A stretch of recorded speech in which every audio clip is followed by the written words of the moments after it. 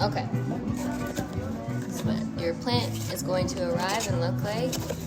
Be packaged so that it won't be moving around and then the leaves will not be damaged.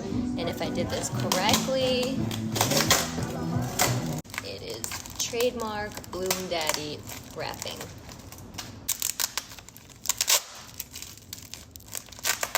Oh, wow.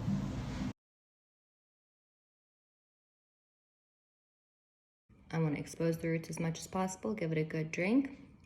Depending on where you live, it might have been traveling for some time, so probably really thirsty. And then after that, you can take any planter or pot you like. This one's my fave, and I've been waiting. Very cute. Take my favorite Monstera mix, soil mix, and then top it off with some moss. Tropical plants love humidity, and moss is the best way to keep it.